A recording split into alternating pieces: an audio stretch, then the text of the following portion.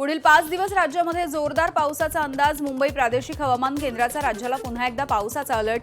3 ते 5 ऑगस्टच्या दरम्यान विदर्भामधील बुलढाणा, नागपूर, चंद्रपूर, गडचिरोलीसह जिल्ह्याभरामध्ये विजांच्या कडकडाटासह पावसाचा अंदाज. मुंबईला पाणी पुरवठा करणाऱ्या 7ही धरणांमध्ये 89.08% इतका पाणीसाठा. आज सकाळी 6 वाजेपर्यंत 7ही धरणांमध्ये एकूण 12,89,000 दशलक्ष लिटरपेक्षा अधिकचा पाणीसाठा आहे.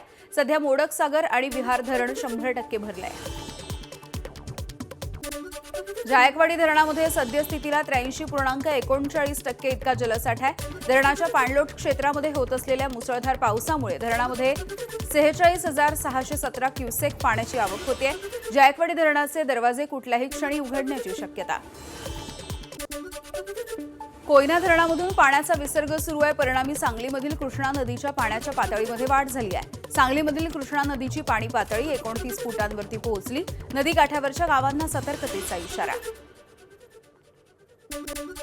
नंदुरबारमधल्या तापी नदीची पूरस्थिती सलग दुसऱ्या दिवशी कायम आहे. हतनूर धरणाचे दरवाजे उघडल्यामुळे प्रकाशा आणि सारंगखेडा बॅरेजमधून मोठ्या प्रमाणावरती पाण्याचा विसर्ग. तापी नदीच्या पुरामुळे प्रकाशा घाट पूर्णपणे पाण्याखाली. उजनी धरणामधून सोडण्यात येत असलेल्या पाण्यामुळे पंढरपूर शहरामध्ये पूरस्थिती निर्माण झाली आहे. उजनी धरणामधून सोडण्यात येणाऱ्या पाण्याचे ड्रोन दृश्य सध्या समोर येत आहे. पंढरपूर शहरामध्ये पूरस्थिती कायम. परिणामी विठ्ठलाचे विश्रांती स्थान विष्णुपद मंदिर पाण्याखाली. पुराचा धोका वाढण्याची भीती. विदर्भामध्ये दमदार पावसामुळे गडचिरोली, भंडारा, चंद्रपूर, यवतमाळ आणि अमरावती जिल्ह्यामध्ये पूरस्थिती. चंद्रपूरमध्ये मुसळधार पावसामुळे इराई नदीनं पात्र सोडलंय. अनेक भागामध्ये पुराचं पाणी साचून राहिलं. साताऱ्यामध्ये कृष्णा नदीनं पुन्हा एकदा रौद्ररूप धारण केलं. साताऱ्यामधल्या लिंब, गोवे परिसरामधील ऐतिहासिक कोटेश्वर महादेव मंदिराला पुराच्या पाण्याचा वेढा. नदीचा प्रवाह दुतर्फा झाल्यामुळे मंदिराकडे जाणारा मार्ग पाण्याखाली गेलाय. मंदिराजवळील जुना पूल, लिंबचा पुरातन घाट आणि मर्ढे आनेवाडी दरम्यानचा पूल पाण्याखाली. गडचिरोलीमधील भामरागडमधील पुराचं संकट ओसरलं. मात्र रस्त्यावरती गाळ आणि कचऱ्याचे ढीग साचलेले आहेत. त्यामुळे पुराच्या पाण्यामुळे अनेकांच्या घरामधल्या साहित्याचं नुकसान झालंय. सार्वजनिक बांधकाम मंत्री शिवेंद्रराजे भोसले यांच्याकडून पालघरमधल्या पूरबाधित भागाचा दौरा. जिल्ह्याभरातील मुख्य राज्य महामार्गासह गावपाड्यांना जोडणाऱ्या अंतर्गत रस्त्यांची पाहणी. शासनाकडून तातडीनं उपाययोजना सुरू असल्याची शिवेंद्रराजेंची माहिती. पुण्याच्या धरण क्षेत्रामध्ये पावसाचा जोर कमी. खडकवासला धरणाच्या सांडव्यामधून मुठा नदीच्या पात्रामध्ये 4,708 क्युसेकनं पाण्याचा विसर्ग. नदीकाठावरच्या भागांना सतर्कतेचा इशारा. नांदेड, हिंगोली आणि यवतमाळ जिल्ह्यामध्ये झालेल्या दमदार पावसानं पैनगंगा नदी दुथडी भरून वाहतीये. पैनगंगा नदीवरच्या सहस्त्रकुंड धबधब्याचं विलोभनीय रूप बघायला मिळालं. जवळपास 100 फुटावरून कोसळणाऱ्या जलधारा बघण्यासाठी पर्यटकांची गर्दी. पुणे जिल्ह्यामध्ये हवामान विभागाच्या अलर्टच्या पार्श्वभूमीवरती सिंहगड किल्ला पर्यटकांसाठी बंद. सुट्टीच्या दिवशी मोठ्या प्रमाणावरती पर्यटक किल्ल्यावरती येतात. मात्र पावसाचा अलर्ट असल्यामुळे किल्ल्यावरती बंदी. लातूर जिल्ह्यामध्ये झालेल्या पावसामुळे शेतकऱ्यांना दिलासा. जळकोट, उदगीर, अहमदपूर, चाकूर, औसा, निलंग्यासह सगळ्या तालुक्यांमध्ये रखडलेल्या खरीपाच्या पेरण्यांना वेग आलाय. जिल्ह्यामधल्या प्रकल्पांमध्ये 13.69% इतका पाणीसाठा.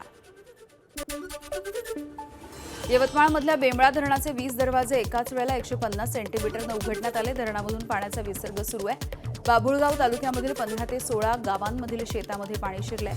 सुपीक माती आणि पीक वाहून गेल्यामुळे शेतकरी आर्थिक संकटात आहे. तर धरणामधून चुकीच्या पद्धतीनं पाण्याचा विसर्ग केल्याचा शेतकऱ्यांचा आरोप. ओडिशा राज्यामधील केंद्रपाडा इथल्या कानी नदीनं रौद्ररूप धारण केलंय. कानी नदीच्या पाण्याच्या प्रवाहामध्ये वाहून जाणाऱ्या मुलीला वाचवण्यात यश आलंय. केंद्रपाडामध्ये सततच्या पावसामुळे अनेक भागांमध्ये पूरस्थिती. गुजरातमध्ये मुसळधार पाऊस सुरू आहे. साबरकांठामध्ये आलेल्या पुरानं प्रचंड हाहाकार माजवला. पुराच्या पाण्यामध्ये कारही वाहून गेली आहे. मुसळधार पावसामुळे देभोल नदीला पूर आलाय. रस्ते जलमय झाले. उत्तराखंडमधल्या उत्तरकाशीमध्ये भूस्खलन झाले आणि डोंगराचा एक भाग कोसळला. डोंगरावरील माती आणि दगड यमुनोत्री राष्ट्रीय महामार्गावरती पडलेत. सुदैवानं मोठी दुर्घटना टळली आहे. जम्मू काश्मीरमध्ये मुसळधार पाऊस सुरू आहे. बारामुल्ला भागामध्ये मुसळधार पावसाच्या नंतर भूस्खलन. एका डोंगराचा मोठा भागही कोसळला. भूस्खलनाची दृश्य कॅमेऱ्यात कैद. कारगिलमधल्या श्रीनगर लेह राष्ट्रीय महामार्गावरती ढगफुटीमुळे मोठं नुकसान झालंय. मीना मार्ग भागामध्ये झालेल्या ढगफुटीच्या नंतर मोठ्या प्रमाणावरती गाळ आणि पाणी रस्त्यावरती आलं. प्रशासनानं तातडीनं मदत आणि बचाव कार्य सुरू केलं आहे. छत्तीसगडच्या नारायणपूर मुसळधार पावसामुळे नदी नाल्यांना पूर आलाय. पुराच्या पाण्याचा सुरक्षा दलांच्या छावण्यांना वेढा पडला. त्यामुळे जवान आणि जिल्हा मुख्यालय यांचा संपर्क तुटलाय. कुलचूर नदीच्या पाण्याच्या पातळीमध्ये वाढ झाली. बीएसएफ जवानांना जीव वाचवण्यासाठी छतावरती बसून राहावं लागलं. मनसेचे अध्यक्ष राज ठाकरे 9 ऑगस्टला रायगड जिल्ह्याच्या एकदिवसीय दौऱ्याला माणगाव इथून सुरुवात केली जाणार आहे. राज ठाकरे दौऱ्याच्या दरम्यान मुंबई गोवा महामार्गाची पाहणी करतील. रस्त्याला पडलेले खड्डे आणि धोकादायक पुलांची पाहणी देखील केली जाणार आहे. मुंबईमध्ये मनसे विद्यार्थी सेनेच्या सदस्य नोंदणीचा शुभारंभ. अधिकाधिक सदस्य नोंदणी करण्याचं अध्यक्ष अमित ठाकरे यांचं आवाहन. अमित ठाकरे यांनी सदस्य नोंदणीचा फॉर्म भरून प्रक्रिया पूर्ण केली आहे. जंतर मंतरवरच्या विद्यार्थी आंदोलनाने जनतेच्या मनामधली भीती घालवली. मनसेचे नेते संदीप देशपांडे यांचं विधान. सरकार विरोधकांच्या विरोधात तपास यंत्रणांचा वापर करत असल्याचा आरोप आहे. देशामधल्या विद्यार्थ्यांनी पंतप्रधान नरेंद्र मोदी यांचा पराभव केला. 12 वर्षांमध्ये पहिल्यांदा पंतप्रधान मोदींना मंत्र्यांचा राजीनामा घ्यावा लागला. खासदार संजय राऊत यांचा मोदींवरती घणाघात. केंद्रामध्ये शिक्षण मंत्री म्हणून पंतप्रधान नरेंद्र मोदी यांना देवेंद्र फडणवीस हवेत. खासदार संजय राऊत यांचा पुनरुच्चार. शरद पवार यांच्या राष्ट्रवादीमध्ये महत्त्वाचे फेरबदल. युवकचे अध्यक्ष मेहबूब शेख आणि विद्यार्थीचे अध्यक्ष सुनील गव्हाणे यांचा कार्यकाळ संपुष्टात आल्याच्या नंतर नव्या नियुक्त्या. विद्यार्थी अध्यक्षपदी सुशील बेर्डे यांची नियुक्ती. युवकच्या शहर प्रदेशाध्यक्षपदी विशाल वाकडकर यांची निवड झाली आहे. पक्षांतर्गत निवडणुका दुर्मिळ होत आहेत. कार्यकर्त्यांना संधी देण्यासाठी निवडणूक. वंचितचे प्रकाश आंबेडकर यांची निवडणुकीवरती प्रतिक्रिया. अंबरनाथमध्ये शिवसेनेमधली पक्षांतर्गत धुसफूस कायम आहे. आमदार केवळ संध्याकाळी फार्म हाऊसवरती जाऊन बसतात. कार्यकर्ता बैठकीमधून शहरप्रमुख अरविंद वाळेकर यांची आमदार बालाजी केणीकर यांच्यावरती टीका. अन्न आणि औषध प्रशासनाचे आयुक्त तुकाराम मुंडे यांच्या भेसळ विरोधी कारवाईचा परिणाम आता सांगलीमध्ये गूळ बाजारावरती. मुंडेंच्या कारवाईच्या धसक्यानं सांगलीमध्ये गुळाला आता नैसर्गिक रंग येत असल्यामुळे ग्राहकांनी समाधान व्यक्त केलं. अहिल्यानगरमधल्या प्राथमिक शिक्षक सहकारी बँकेच्या सर्वसाधारण सभेमध्ये यंदा देखील गोंधळ झालाय. कंत्राटी नोकर भरती रद्द करण्याच्या मागणीसाठी सदस्य आक्रमक. फलक हातामध्ये घेऊन घोषणाबाजी. 7% व्याजदर करण्याची मागणी. मध्य प्रदेशच्या इंदूरमध्ये पोलिसांनी आरोपींची धिंड काढली आहे. आरोपींना पोलीस स्टेशनमध्ये नेण्यात आल्याच्या नंतर हाताला बांधलेली पट्टी कचऱ्याच्या डब्यामध्ये फेकली. लंगडत चालणारे आरोपी ताठ चालू लागले. हा व्हिडिओ सोशल मीडियावरती व्हायरल होतोय. वरिष्ठ अधिकाऱ्यांनी चौकशीचे आदेश दिले आहेत. भंडारा जिल्ह्यामधील 22,365 शेतकरी कर्जमुक्तीसाठी पात्र ठरले. जिल्ह्यामधील शेतकऱ्यांसाठी 137 कोटी 13,33,000 रुपयांची कर्जमाफी. लाभार्थी शेतकऱ्यांपैकी 75% शेतकऱ्यांच्या खात्याचं आधार प्रमाणीकरण पूर्ण झालंय.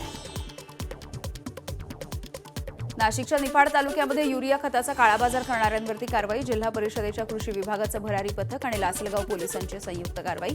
19 लाखांच्या 761 युरिया खताच्या गोण्या जप्त. गडचिरोलीमध्ये अवैध दारू अड्ड्यांवरती पोलिसांची धडक कारवाई. बुलडोझरनं अवैध दारूचा अड्डा जमीनदोस्त करण्यात आला. आरमोरीमध्ये अवैध दारूच्या साठ्यासाठी असलेली इमारत देखील पाडण्यात आली आहे.